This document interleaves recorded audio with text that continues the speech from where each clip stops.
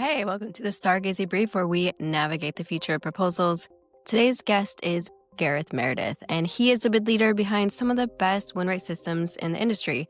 Think about a 60 to 70% close rate based on process and good proposal team leadership. He has run capture and proposal teams in RingCentral, 8x8, and now Softcat, and he has been a go-to-market leader at Inventive AI, a proposal management platform. We're talking about what actually makes the difference in win rates. I'm talking about answer planning that sells, AI that supports, not replaces, and how to advocate for your team with a CRO so you'll be armed with data. And if you've ever fought through leading a bid team, advocating for your team to move from being perceived as admin to strategic, or what metrics are really important to track, this episode will hit home and be useful. After this episode, go jump in the Stargazy community to keep the conversation going with an AMA with Gareth and to share your own win rate suggestions, learn how other teams are using AI without losing their strategy, and finally stop being the RFP rescue squad. Let's get into it. Hey, Gareth, thank you so much for joining the Stargazy Brief. No, you're welcome. It's nice to reunite. It's been a minute since we've done a podcast together. So, yeah, looking forward to it. Yeah, last time we spoke, we were on Heather Melton's podcast. We were. So that was a lot of fun. It was. But I know you have an active presence on LinkedIn and people know who you are. But if you could give us a really brief background on where you're at right now and kind of your most recent background, because it is so interesting and varied. Thank you very much. Yeah, so I've been in bids for about 15 years. I have accidentally built a small profile for myself around like very, very high win rate systems. So I've spent about half my career implementing methodologies that help companies achieve 60, 70% win rates while being actively like a part of that company, not just giving a system and running away. I then transitioned briefly into AI RFPs software. So I worked at Inventive as a GTM director. So I did that for a period. And now I'm running the central team over at Softcat, which is a giant IT reseller based out of the UK, about 2,500 people, and doing the same thing there, building something really, really special, hopefully market leading. And yeah, I try and share as much as I can with the community over on LinkedIn. Yeah, and because you are now just barely taking over a team after moving on from helping build AI software, like that is a huge transition. But I know that you've been doing this a lot, managing proposal management teams and bid teams. And so because you have done this so often and for so long, I'm wondering, what about the really traditional process is still working right now in proposal teams? And what do you think has altered in the wake of not just AI, but also buying behaviors and how proposal teams really want to work now? Yeah. So like my opinion has definitely changed and softened and strengthened in different areas. So because I've been selling AI, at some point you kind of drink the Kool-Aid of it. So before going into Inventive, I was very much a case of like high quality, high structure will always beat out an AI response.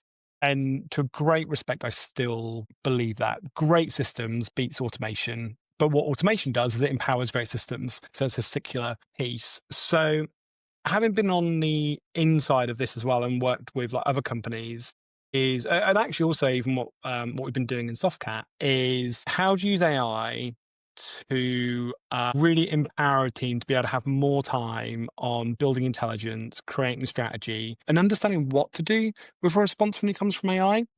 There's a really interesting split that I don't think people fully realize, and this definitely came up at Inventive, is there's a huge difference between a dedicated platform and using Copilot, even if you use Copilot to build an AI agent. In my experience of Copilot, it is like ChatGPT, but in kindergarten. So like if you use ChatGPT natively, like, and you have your prompting set up, is ChatGPT will do its best to give you the most in-depth response it possibly can do, which can be really, really useful if you're brainstorming and ideation. Copilot, because of the way that it's commercially built, is it's trying to do as much as it can for the lowest possible cost. So it does actually affect the quality of the response you get from it unless you bring your own like GPT in. So what I've realized is there is a place for AI platforms, but teams kind of, I guess, running towards AI platforms or running to AI as this savior for their process are going to be really disappointed, and it's not going to affect win rate. So there definitely is a place for things like AP&P and like strong systems. There's definitely a place for having something that is more bespoke. Like I'm very influenced by marketing and advertising. AI is not anywhere close to a position to be able to replace that skill set that's worth developing. So yeah, that's kind of like my broad feeling is AI is great when used intelligently and identifying a very niche problem within your process. Okay. So I'm There's a lot wondering, there. no, I really I agree with you. And I think most people who have used AI extensively but have a good background in proposals would agree with you. Are there any specifics that you see where this is incredibly true? Like especially in terms of what will affect the win rate? Sure. Okay. So if I just look at the process that I built, so like I know the APP process backwards and forwards, but I can only really speak to what I use, and I know what works really, really well. So where AI works really well in terms of like decreasing the cognitive overload of someone in the bid process is compliance. AI does a great job of compliance. If your content library is set up and you pick the right system to do it, and not all AI RFP platforms are built equally, not even close. And I'd love to dive into that a little bit later. So it's great at that. It reduces the cognitive overload on your bid manager. It's dealing largely with factual information, and more often than not, doesn't require a huge amount of detail to make the customer happy. You're talking about compliance, how you're compliant, or why you're not compliant. So that's really, really helpful. No one wants to do a 1,000-row questionnaire, and that time can be spent elsewhere. Right. The biggest lever in my process, or the biggest lever I think really in any process, is the amount of time you can spend on, if you're able to, intelligence and strategy. Yes, absolutely. There's a place for that.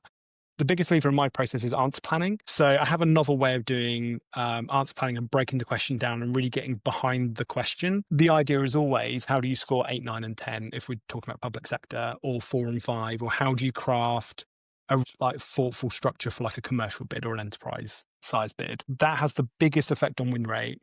There is not a reflection of that in any AI platform at all, anywhere, no matter what the marketing says. So that's where I would invest time, is like upskilling and learning how to truly answer plan, truly break it down, and do that pre-planning before the response. Just AI isn't there yet. It's like most of the way they're built don't understand how to break that question down, how to, I guess, bring marketing and advertising elements to it, as opposed to just trying to answer the question. So that's the biggest lever. Like if I go into any business right now and I have to implement one thing, it's answer planning. The other stuff is additive, and it will add like 3, 4, 5%, 10% maybe. But if you get the answer planning down, I guarantee the win rates go up, because it's fundamental. Like if you get that bit right, you're flying, and everything else is just strengthening that stage in the process. Do you think that there is any space for AI in that answer planning, or is that like a purely human approach? That's a really good question. Yes and no. Let's break this bit down. Controversial take. I don't think there is a platform out there that understands RFPs enough to understand how to break the questions down and give you a great outlook. The other difficulty with it is, let's say there was one platform that did it. Let's say there's just one platform, does an amazing job of breaking the question down, and using your content gives you like the most amazing answer. How do you stand out when every one of your competitors uses that same platform? You can't. It breaks down exactly the same way unless you're able to do enhanced prompting beyond it, but then you're prompting black boxes for the most part. Like ChatGPT, for those that maybe don't know, and I think they basically all work like this, is when you're doing custom prompting, no matter in what environment, you are prompting a black box. You don't know how that interaction is going to happen. And given that most of these platforms, if not all of them, are using a form of ChatGPT, Perplexity, Claude, or Gemini, and a combination, probably like some customized LLMs there. So can they do it? Yes. And that was the problem that I was trying to solve at Inventive. Do those businesses, I think, have the understanding to be able to implement and execute on it? No.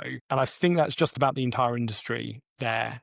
Even if it could, there's a very big difference between what AI will break down and understand, and also understand the nuance of like the messaging behind the messaging. Have they asked you a question that allows you to elaborate where they haven't asked those questions elsewhere in the RFP, and you can really stretch like the value and really show you understand the problem? There isn't an AI there that can do the job as someone with like your experience and years and years of experience. We could probably drop you into any bid and you would do a better job than any platform would give that out, because you've got so much experience being able to break down and build structure and strategize and know how to win a deal. You're requiring an awful lot of a platform to have that level of experience and knowledge in their business about the RFP process and about other principles like advertising and marketing, that none of them are anywhere close to that. They're just trying to answer the question, like, how quickly can we get it done? And they're doing their best, but they lack that surrounding knowledge. And that's having worked in it and implemented around it. It's just so far away. Yeah, I So the only thing I would disagree with you on is I think some of the GovCon proposal management tools like Mhm. US GovCon, they're a lot closer to this than I think most tools are. Like I'm actually really impressed with a lot of them. But I still agree that they're more of like a supporting function when it comes to that. And I think that they are going to do a better job than somebody who doesn't have any background at all. You make a really good point because large language models, they're generalists and they're not really good at being specific. Like they don't have the knowledge that you necessarily have about what good looks like. So I think it's worth looking at it when you are using these tools. If they're not using small language models and multiple small language models, then they're just not going to have the knowledge that you have. And why would they? So Yeah, I mean, to push it even further, the GovCon ones, you're right, like highly specialized into that kind of like public sector style bidding. But how do you deploy that in a business that doesn't just do public sector bidding and does like enterprise and commercial level stuff? All of a sudden it starts to fall apart. So it's great if your business is primarily focused on public sector bidding, having something that's super specialized and small things. The UI is built around public sector bidding. The workflow is just there. Completely agree with you, because what it's also doing is trying to give you structure, yeah. essentially. But when you're in that business that isn't just that and requires you to go further again beyond some niche bits, it starts to fall about down a little bit. And I've seen this when I've gone through customer demos of like I really push those platforms to their limits in demos. Because I'm trying to get past like the marketing, I'm trying to get past the messaging and trying to get to the point of like, now impress me. Like give me a reason to spend, 100K or 170K or whatever that number might be, depending on the size of the organization. Very few have been able to convince me to that point. But I do completely agree with you. Like hyper specialized, hyper focused is better than general and broad. Most of the general and broad ones are typically really focused on answering compliance style questions. As opposed to like the without naming names, like the hyper focused ones. If you are looking for proposal tech software, just as an aside, look for one that is built for you and your industry, not one that's built for everybody, because it will feel like Yeah, it's I built agree. for everybody. um, It will. yeah, and which means it just won't be hyper specific to your use case. But as you have managed bid teams, I'm just wondering if, let's say you're dropped into a large company proposal team tomorrow, like it's kind of like you just were, and had 1 week to find the biggest leak in their process, what would you look for first to fix? Yeah, that's a great question. It obviously the answer really depends on every business. I think I'm just trying to think now. I believe every time I've dropped in, and I mentioned this earlier, there's always been two leaks. So the biggest one is consistency of quality of response, which almost always comes down to some form of systematic answer planning, whether it's my system or someone else's. So answer planning is normally the first place I go, because people say they answer plan. What they're really saying is that they have an admin section at the top of a form and they work down vertically trying to break the question down. So having a system that really focuses on the breakdown of the question and then having a visual format for the answer plan that allows you to very quickly identify whether you've got the structure right. Boy, that makes such a huge difference. And there's a lot to learn. If there was any piece of advice I'd give anyone on this call is like study advertising and like study marketing and how they build communication out.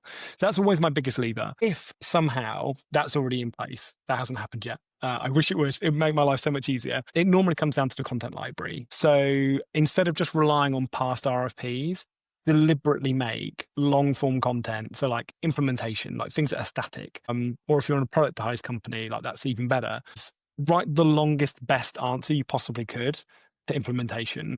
If you treat it like a question, again, you do it in a similar answer plan format that you will actually use in developing an RFP, dropping that content in and having security of, even if I didn't change it, this would be a 7 or an 8, and with some tailoring it'd be an 8, 9, and 10. Again, it reduces that cognitive bandwidth required, and that speed of draft.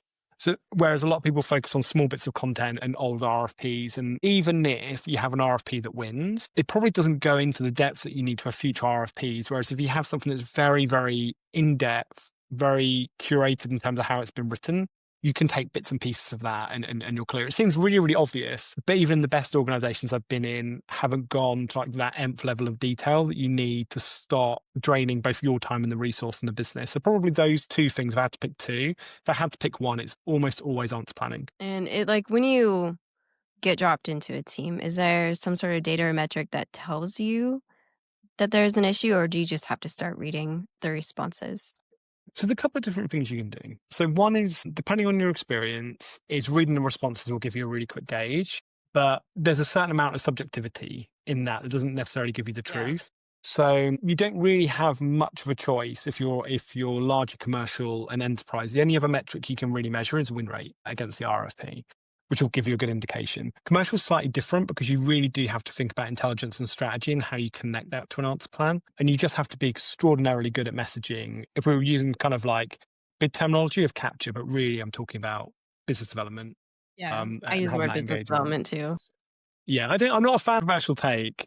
I think Yeah. that, just as an aside, I actually think UK is ahead of the US in terms of its approach to bidding, but we love to borrow old terms from US RFP governance, which I always find really, really funny. But the other way of really checking, so let's say you're more government focused, you got so much data, like you know exactly what you scored probably on the vast majority of your RFPs, Yeah. and get a measure of like what's the average score and look for outliers, highs and lows. And that'll give you like a really good metric. So for example, just to use like random numbers, if we were saying that the average quality was between 65 and 75%, like across bids, you end up in this no man's land where at the end of the opportunity, once it's gone in and you get your result, you can kind of understand why you would win or lose because you're sort of in this weird threshold where pricing is a big factor. Yeah. If you're consistently on the upper end of like 75 to 85%, or even like 75 to like 83%, because it's hard to get 100% all the time, you're starting to move into that margin where more often than not, you're excelling in quality and actually do you have a pricing problem. So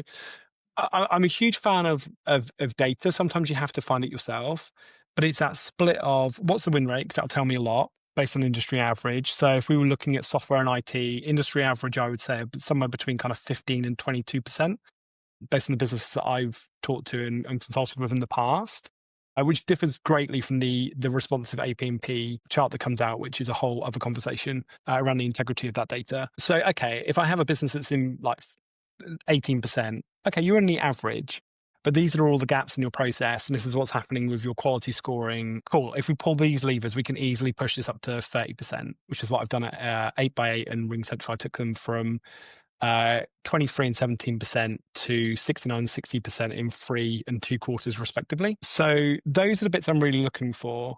I guess to follow on from that point, how do you then get engagement to make the change? You just tie it to revenue. You go, okay, if we can improve the win rate by 1%, 2%, 5%, whichever it is, or like 5, 10, 15 is typically what I do, is that immediately tells management, cool, okay, if we invest in this, that's going to add 5 million to our revenue for the year, or 20 million or 30 million, or so on and so forth. It makes it much, much easier to then get investment either in people or the ability to change process to affect that win rate. I'm interrupting you because I wanted to remind you that Stargazy is more than just a fun podcast and a fun community where proposal people can go and talk to each other about what's working and what's not working. It's also a place where you can talk to proposal tech leaders and find the right proposal tech for you. And if you are in the midst of looking for a new proposal software, that is where you can go. You can shortlist them, read a little bit more about them on Stargazy so you don't get any sales from proposal tech salespeople. Instead, you can go look around, you can shortlist, you can get a demo directly from there. But just as fun is you can go directly to the community and ask people if they've used that proposal tech, what they think, if they like it, don't like it, what they love about it, what they don't love about it, so that we can help each other out, make sure that we're using the right technology for our use case and that we are making smart buying decisions going forward. All right, back to the episode. Yeah, I find this is really important because it can be really tough for proposal people, whether they're a leader in IC, to bring this information up to their sales leader, whether it's the CRO or CMO, whoever it is. And I'm curious, like, what have you seen to be really effective when you do have those conversations with people, with those sales leaders to get that budget, get that headcount, or whatever it is that you need changed? So most of the time, I don't try and chase headcount. What I look is to try and stabilize the process if I can. So, and I've done this with small teams. I've done this with giant teams. I always try and hold off on headcount until I know I cannot scale the process without having people in. It's really easy to go up to someone and go like, I need headcount, and that solves the problem. So the way that I've always been able to get buy-in, and this was something that clicked, this wasn't an immediate thing I discovered. This was just free mentoring and practice and trying to figure out like why people not adopting pieces. And it was because I was just pitching it wrong. I was pitching it as someone who was emotional in a department trying to fix a problem, and I need to take a step back and sell it and like become a salesperson and an advocate for that change. So tying win rates to revenue, huge, huge, huge. Your management structure, whether it's sales operations, whether it's marketing, whether it's sales directly, and all the leadership above that care about revenue. They don't really care about how passionate you are about something, although that will carry you. They need something to be able to tie that change to. So revenue is a huge one. And then what I would do then is bits to reinforce why the change is required. So I do a huge voice of the customer exercise now. So anywhere between 2 to 4 weeks, depending on the size of the business, of talking to everyone in the bid team, irrespective of size, everyone that interacts with the bid team on a regular basis. A bigger challenge depending on the size of the company. But talking to as many people as I can of like what's working, what's not working, what would make your life easier, and presenting that. Because what we're not talking about is necessarily just win rate and revenue, it's drain on business resource. So you're talking about win rates, you're talking about trying to generate other efficiency through the other teams, whether it's through a content library plan, or if it's just the way that you're going to engage on opportunities. Like you're going to take more of the authoring and the writing away from the subject matter experts because you're going to build X, Y, and Z. That gives them time to deliver and less time trying to win business in a very inefficient way of repeating the same questions and burning them out. And then I present like just a very clear, this is how we do it. So revenue, voice of the customer, this is exactly how we're going to do it. Here's a system ready to go. And we'll make tweaks and stuff specifically for the business. Every time I've done those 3 things, I've been given carte blanche to do exactly what I need to because there's trust and evidence built up in that. What advice would you give to the proposal people who might be afraid to do that? Because I know a lot of them are afraid. Like maybe they're afraid, or they think, oh, it's not my job to do it, or they don't, these sales leaders don't care. What advice would you give to those proposal people? Probably the same advice I would have given myself at the beginning of my career, which is you kind of, to a certain degree, you have to move out of your own way. And if you're unhappy with like your career progression, or you're unhappy with the engagement, no one is going to change it for you. And if they change it for you, probably won't like the change, depending on who's come in. So if you're in a position to do it, what you're really doing is you're advocating for yourself. And another way of thinking about it, actually, just to take a step back, is your experiences in building and presenting proposals. That's the experience. That's your skill. That's your core competency. That's where you build like the beginnings or the middle or your entire career around. You need to be able to turn that proposal back to the business and treat it the same way. Yes, you're not going to write an RFP, but you are going to produce a slide deck with evidence points. You're going to have why you, which is essentially why you should make the change, and why they should care, which is the outcomes and how you're going to do it with the evidence. At some point, you do have to step out your comfort zone and accept that the only way that change will happen is if you do it. Otherwise, your situation may worsen, or you've missed an opportunity for you to be able to move through your career. So actually, I've had conversations about this over the last few weeks with all sorts of different people, is you have to take charge of your own career. No one is going to come and rescue you. So if you want to make that change, you have to learn how to pitch and advocate for yourself and learn how to network. And I have never had in my entire career, I've definitely had people that have disagreed with me. That's fine. I'm a big boy. But you have to get out of your comfort zone of like, I can reach out to this person. They're almost never going to reject me. And it can be done I'd love to know more about how you think the process is working and where you think we can be more efficient. And building even just that question and that networking around the business will soften people's guards. And that enables you to also make change. I'm just a bit cocky, is I'd also just shoot way, way above where I should do to try and pitch. So at RingCentral, I literally just pitched straight to the CEO. I was, COO and president at the time of like, we need to make this change. Massive advocate and enabled it. Sometimes you just got to throw a Hail Mary out. And yeah, like I said, like advocate, like stand up for yourself. Like you probably do have great ideas. You just have to learn how to communicate them in a really clear, analytical way, in a sales way, as opposed to like an emotional, I have a problem, this is stressing me out way. Yeah, I agree with everything that you said. Because I don't think it's you being, having a lot of hubris in talking to these people. I think that, the CEO, it's their business to make more money. It's their business to drive more revenue, to have more efficient processes. And if you are the expert in RFPs, which arguably probably drives a lot of revenue in your teams, then you are the person who can bring that up. And if you don't, then they Yeah. are not going to succeed in that way. Like it's almost, I would say, your job to be the person who brings it up to as high as you possibly can, make it as important in your organization as you possibly can. But yeah, you have to Completely speak agree. to the way you said it. It's not emotional. It's data. They understand how it ties to the company and its goals, and they understand where the pains and the friction are and where change will help remove friction, not just on the bid team, but on all the teams that engage with the bid team. That's how you get all the buy-in from other people that support you as well, is solve their problems. And their problems are way easier to solve than you might realize, but you have to take some responsibility and accountability, whether it's content library or if it's the way that you engage on the RFP. And I'm sure lots of people who watch this have like amazing amounts of accountability, but they probably do realize there are some gaps in there and some tweaks they can make that would make the overall experience better for the business and for their team and their ability to grow it. I would always just err on the side of don't ask for people unless you have pulled every single lever you possibly can to improve the process and make it efficient. Once you've pulled all those levers, then ask for headcount. But the problem is, the way to solve a problem is almost never just headcount. I've learned that on my career for definite. Yeah, and I also think we're in a weird time about headcount.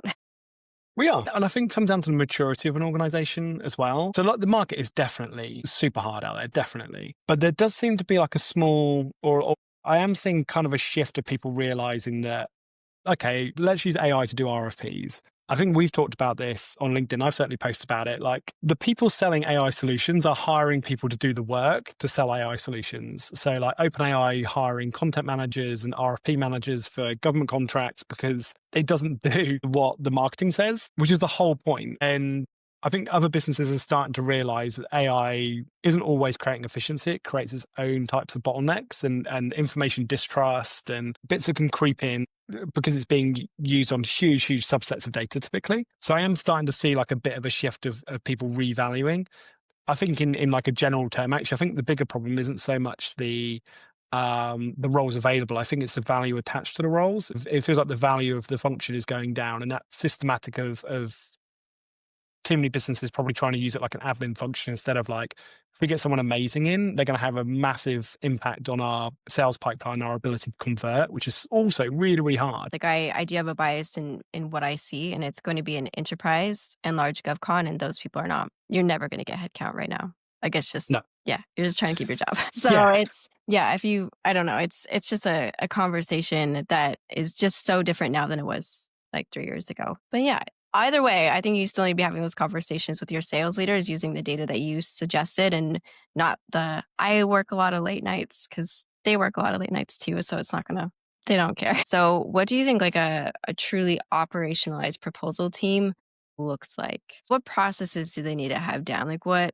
do they need to be making sure they're doing every single time an RFP comes in to be just like, it's smooth. An RFP comes in, it just works. Sure. So if we look at the AP&P process, now I have nothing against AP&P. The perfect process, which is probably true if you work at like a rocket company or you're building planes, and it's highly complex, requires lots of different stage gates. You've got 4 months. Okay, I'm exaggerating, but like you've got a huge amount of time. 5 years ago, but anyway, sorry, I'm totally Totally. No, not at all. But it idealizes this perfect process of like, this is what you do to win. Now, for me, that's a project management process and not a win process. The one, how I tend to build, and again, this isn't me trying to sell anything, but anyone who's building a process or building their own one, is if it's rigid, it will break. So I believe in really scalable processes and knowing when to cut a step, like very quickly. So I have very little governance in the back end of the process and a lot more governance at the front. I think someone building like a really lean, like fast, effective operational process, obviously you need to know your governance around the types of RFPs your team are going to support, whether it's value or complexity, which is a bit more subjective, or a combination of the two. That's the first one, because you don't want to have every single RFP running through the business. Like at some point, you have to scale some form of self-serve in there. Yeah. Having really good qualification that's based around how do you say yes to a business, how do you say yes to an opportunity? And not because you want to say yes to everything, but because you want to look at the problem objectively and brainstorm how you can work around it. If there is no way to work around the problem, then you can walk away. But you've done that exercise. That's a really great way of building trust with sales and the surrounding teams as well. And then again, like having a repeatable process across the entire team, so everyone is kicking off the deal the same way, using the same templates, the same methodology, the same approach and guidance. And running that through an intelligence or strategy workshop if you have that and that's available. Again, capturing it in a systemized way that means that you don't leave it in that document and that it connects and is trackable against the answer plans that you're using. Now, we're talking bid teams doing this. Yeah.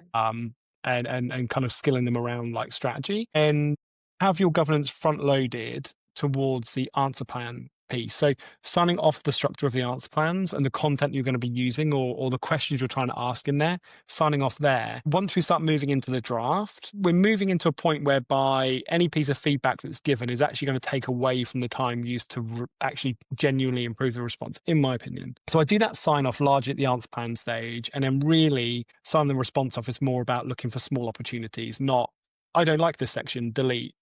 The structure should be correct. You shouldn't need to delete any sections. You shouldn't need to reorganize things dramatically if you've got that bit right. And then that's really like genuinely the crux of it. You can go forward and you can continue taking that team through the presentation phase if you've got that skill set in your team. If you're super strategic, you can think about how you use the clarification process to push other suppliers off a deal and make life a little bit difficult. It's a bit sneaky, but it is such an underutilized skill. Yeah. So really, in terms of operationalizing it, is what's the bare minimum you need to have the biggest impact, and then remove the noise. The more time you give people to manage the project and do it to a high quality, the better it's going to be. If you follow like the APMP method of like red hat, black hat, and all these varying different stage gates, actually what you're doing, although they're very on paper seem like they're really useful in reducing risk, you're actually reducing the capacity of your bid team because they're constantly preparing for reviews, typically being reviewed by people who don't know what good RFPs look like. And therefore actually ends up bringing the quality down. That's repeated just about everywhere. So that's how I would scale it operationally, is like great qualification, really great intake, great qualification, systemized processes. Everyone is working exactly the same way so that people can partner and double up on RFPs. And if you need to grab something, you know exactly how it's being worked. That's scalable, and carrying it through as many stages of that sales process as you can to have an impact. If you've done all this work on intelligence and strategy, if you're able to do it, and you take that into the answer plan, why not helping on the presentation? Like keep that line of messaging alive. Otherwise, it will fall off. That's how I've always done it. I've always kept it super, super lean and focused on answer planning and intelligence and strategy conversion. And that's allowed me to do like really, really high win rates, high throughput, although I control that to maintain the quality. And actually, most of the time, I'm pretty lean headcounts. Well, obviously, that's like a really good overview of what a process should look like. But then let's say you submitted the bid and now you're looking every single quarter at your metrics. Obviously, you mentioned win rate as an important metric that you look at, but are there other ones that you think are really useful to bid people? If you're tracking, or you're able to track like the scoring off of RFPs, especially if you're more public sector focused, understanding that quality threshold is good. It gives you an idea if the quality is starting to slip or drop down, and looking specifically at recurring trends. Okay, are we starting to lose more marks on implementation? Therefore, it's a signal that we need to do more and understand the feedback that's coming out. Or like net zero, like CSR is like a huge piece right now. Again, much easier to do on the public sector side. I'd also be tracking revenue generated. If you can track it, gross profit, because that's important as well. But I'm really looking, if I'm looking at like incremental improvements, I'm looking for either upticks or downticks in terms of the quality of the submissions. The win rate is just largely giving me an idea in terms of have I overcorrected or undercorrected? Has my win rate shot to 90%? Well, it shouldn't be 90% internally. Yeah. Like I've done something wrong in qualification here, or the product is just so good that everyone wants it. That's not likely. If I'm hitting that sort of 60, 70%, that's a happy place for me. Based on the system that I have and like the governance that gets put in place, that's given me an idea of, because typically I maybe qualify out maybe 10% of deals in a year across most companies. So this isn't overcorrection. So I'm normally pretty happy there. And then the quality scoring and pricing scoring will normally back that metric up. If I'm not moving the needle, this hasn't happened yet, but if I wasn't moving the needle and I was stuck at like 27% win rate, it's kind of telling me two things, especially if my quality scores are high. And the same with pricing, is it's given me an idea of the market is either oversaturated and this is just the limit, or the product is behind the technical requirements and someone is always able to go that little bit further again. That hasn't really happened yet, because in sales there's always the opportunity to message, and you find that out within typically the first quarter that you start bidding, you should start to get those results through. By the end of the second quarter, you should have had quite a lot of data to be able to do something very useful with and start to understand your trends. So 6 months. Yeah. Okay. I love that because usually when I ask that question, people talk about shortlist rates and they're obsessed I with think I literally couldn't care about shortlist I rates. don't Not a I metric I care about. I am the same way. I'm like, that's like getting a bronze medal. Like what? I've had people go like, we're really, really good. We get shortlisted 90% of the time. It's like, well, if you're even like half competent, you should be able to get shortlisted a really high percentage. And a shortlist isn't a contract. So shortlist, I track it as a stage of like, where is my RFP in this Yeah. pipeline? But I've never once ever reported of like, shortlist rate. Don't care. And actually management don't care. They care about the revenue. So I think I got called out once on LinkedIn of like win rate and revenue is vanity, but I would argue that shortlist is a bigger vanity thing. Well, but the thing is it's not vanity. That's like literally why you were there, to build revenue. Like they're not Yeah. hiring you to get shortlisted. Yes. They're hiring you. Yeah, you have to think like a business. Ultimately, you have to think like it's your business and you're running it, Yeah. and you are ultimately responsible for the health of the RFP business in that company. So you Yeah. have to look at it from that metric of like, how do I sell more? Well, how do I sell more as I increase my quality potentially? It's just one. I'm being very simplistic because there are so many things that happen. But if you understand it, at least you communicate it back, whether it's a product shortfall or a more concerning trend. That can definitely happen. But yeah, treat it like it's your business and you're trying to grow it. You don't want to be stagnant. Like there's no opportunity in stagnation. I do think that sometimes proposal teams, they get stuck in not thinking themselves as a business. And I think the misconception that some sales leaders have about proposal people being a cost center, that almost like seeps into our mindset of who we are and what we do, almost not talking to ourselves like we are a revenue generating part of the sales team. We need to not take that on and instead talk about ourselves in a different way, think about ourselves in a different way if we aren't already. But what about when you're leading a team, what cultural debts do you see most often in proposal teams, and how can we get rid of it? That's a really, really good. That's a really, really good question. So just about every team that I've come into has had an issue with investment into their growth.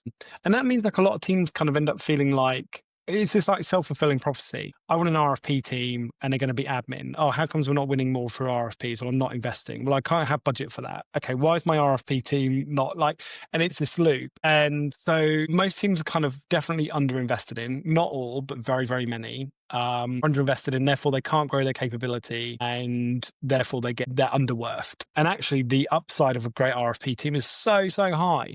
It's like having a great salesperson when you've got a great bid team of that ability to execute. So that's a huge one. I think the other one is this kind of culture, which I've always tried to like protect teams from. The process that I built was also like to protect my time of like, how can I do this really efficiently and still have a life and do it in a really high quality way that has me engaged. I think that's probably like some of my like ADHD like kicking in is the idea that teams have to crunch and work weekends and work evenings and that's just expected.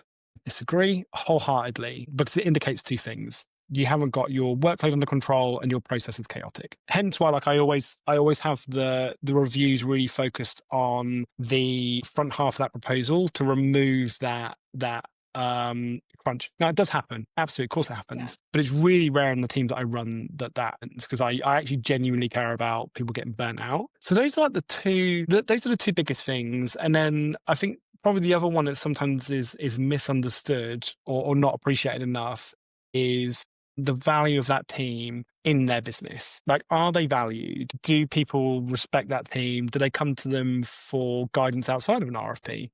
Building up that trust is really, really important, but most teams haven't been able to have that advocacy for them. So I've been really passionate about trying to put spotlights on teams and trying to get people noticed and appreciated. And that might be going to like President's Club or something like that, getting them involved in those sales initiatives. So I think that's kind of like, that's the crux of it, of kind of like underinvested, sometimes overworked, but that's often more than not, that's process and that's pushing back and setting boundaries for the teams to do good work, to convert more revenue and getting them aligned more with sales in terms of like the sales incentives and making them feel valued as part of the sales community, even if they sit in marketing. Do you think that it is the proposal leader's job to create that culture and to get them more aligned with sales? Basically, be advocating the way sales is advocated for. Yeah.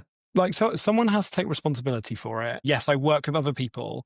Like, I work with my manager, she works with her manager, we work in a group, and we identify these ways of making, how do you make it a really great culture and a really great place to work? And you have to take responsibility for that and care about it. If you're leading a team and all you're really doing is just managing the resource and you're just kind of getting by, you're not really fulfilling the potential of the role and what the impact is you can have on that team and how much more you can do when you just invest in that visibility and really like networking as an individual, but teaching your team how to network and not hide behind email, and like do grab people and ask them about their role and meet up for a coffee or lunch or whatever. Yeah, as always, I'm agreeing with you here. But one thing I just spoke with Oliver at 10DM. He manages a bid team there. He gets them like he said really similar things to what you just said, but he also gets them compensated the same way. What do you think about Yeah. that? So some people look at that as like they should be compensated through like base salary and commission, and then obviously got MBOs or bonuses and Yeah, bits. And that's what I the mean. answer is different in every single company. I've never implemented commission into my teams, largely because those teams were a bit smaller and we were all very, very involved in qualification. But there is no like silver bullet. You really have to look at company culture. You might work in a culture where they really want to remunerate people on commission, and all you do is you just tweak your processes around that, and you lean into the culture rather than away from it. Others, it's a fool's errand even trying to have that conversation. But you might be able to demonstrate that base pay needs to come up because you're moving them to a position whereby strategy is a key element, and that requires skills and training, and you don't want that to leave your business. So I've done it in a bunch of different ways. I've leveled salaries out at different levels and made sure that people were paid like fairly and typically like above market, because the coaching and stuff from myself like takes a huge amount of time, and I want those people to feel valued and to stay. Yeah. Because it's an advantage for me as like a competitor. But obviously, like I would want anyone in a team to be able to earn as much as they humanly could in a Yeah. business. So I'm definitely not advocating for like, pay them as little as possible and stuff. No, like this is one treated correctly is a super skilled role with super intelligent people trying to win a deal, and therefore you should compensate them alongside that. Yeah. When you have a good proposal team or a good proposal team leader who does what you just said, those teams win so much more and they stay. So it's Yeah. good. Um, Or even better, like they grow into, maybe they leave the company, but they grow into brand new roles that, get into more seniority, and that's great as well. And yeah. that's a really nice journey to have. So it's been protective and given them an environment where they can flourish, and also understanding that at some point they may leave if there's not the opportunity in the business, but you still been able to achieve like really great quality, and you've embedded a really great culture within your team. If they're leaving because they're not paid fairly and they're not being treated right, that's a you problem. You've messed up as a lead. Yeah, absolutely. And then when you talked a little bit earlier about how proposal writers specifically, anybody who responds to an RP should be studying marketing and marketing writing. Mhm. A huge advocate for that. But do you have any specific books that you would suggest they read or blogs or where would you suggest people start that journey if they haven't already? Honestly, talk to marketing. They've read the books and they have all the experience there, and you've got the opportunity to stick with people that have been doing it for a really long time. Yeah. So I would always try and get mentoring within marketing. That's how I kind of dived into the subject.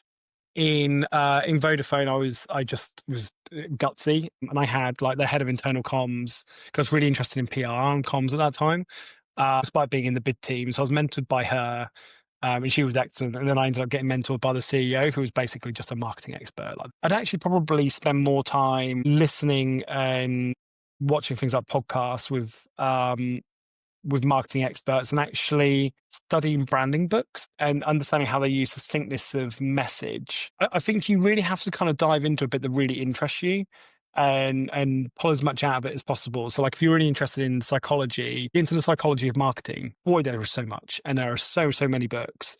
Also, I think read books by people that build businesses, because to build a business, you have to be great at messaging. So people like Daniel Priestley are worth like paying attention to, and his books are super accessible in terms of also like building your own personal brand and the messaging that goes into that. Don't dive into something that's not a passion. Dive into something that's a true passion and be really, really great at that.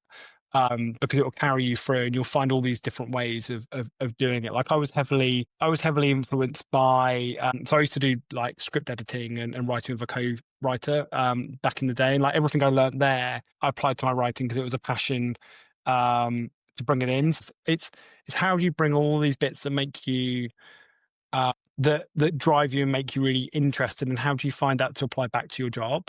Makes the job more enjoyable as well. So while I'm influenced by like marketing and advertising, it's because they're things I'm really interested in. But it doesn't mean that's the only way to do it.